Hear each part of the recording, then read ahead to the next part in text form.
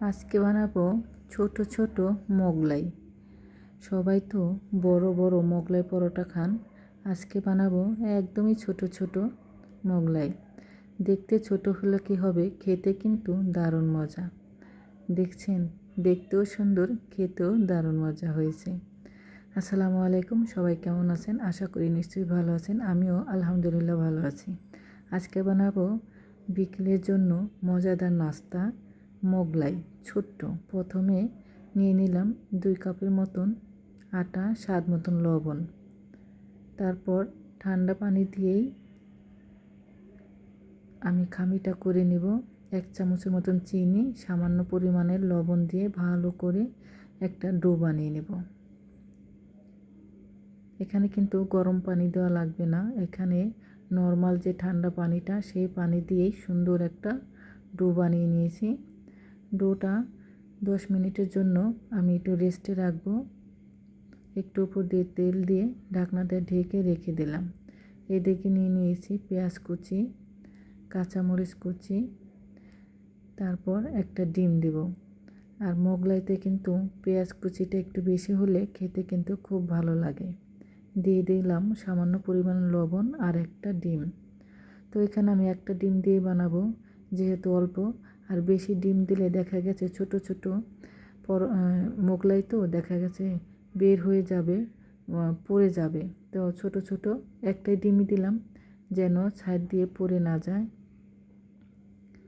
এখন আমি আবারও খামিটা ভালো করে হাত দিয়ে মেখে নিয়েছি। এখন আমি ছোট ছোট লিচি কেটে নিচ্ছি।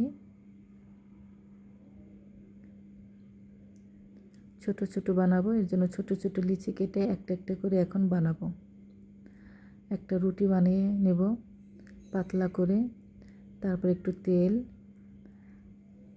তারপর একটু কর্নফ্লাওয়ার, তারপর আবার ভাঁজ করে নেব।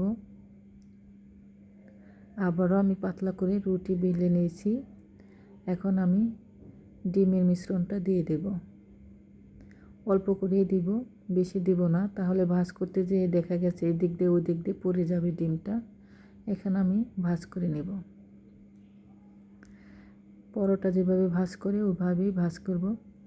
দেখছেন, তাও একটু বের হয়েই গেল, একটু সাবধানে করতে হবে।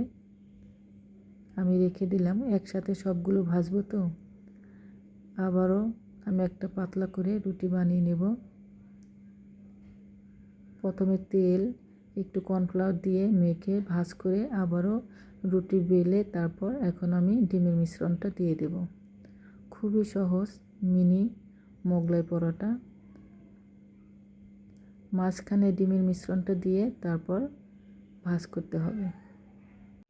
আরেকটা হয়ে গেল মিনি মোগলাই। এইবার কিন্তু একটু বের হয় নাই, এইভাবে করেই করতে হবে।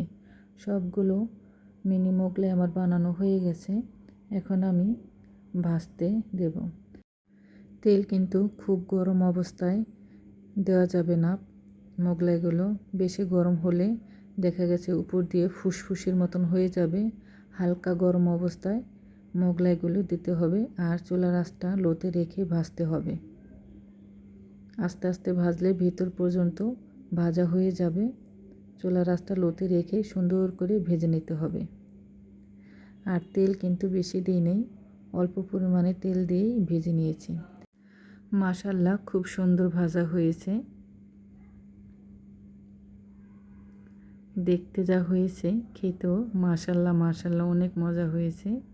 বিকেলের নাস্তা বা হুট করে কোনো অতিথি আসলে এইভাবে করে নাস্তাটা বানিয়ে দিতে পারেন। তারা কিন্তু দেখেও খুশি হবে আর খেয়েও কিন্তু অনেক খুশি হবে, সত্যি বলছি। আর বানাতেও খুব সহজ, কোনো ঝামেলা নেই। ঘরে আটা আর একটা ডিম থাকলেই বানিয়ে নিন মজাদার মিনি মোগলাই। দেখেন কত সুন্দর হয়েছে। এই পাশটা দেখেন, এই যে ডিম, পেঁয়াজ। খুব গরম তো, ধরে তাড়াতাড়ি করে ভাঙতে পারছি না। তো সবাই ভালো থাকবেন, সুস্থ থাকবেন। আল্লাহ হাফেজ।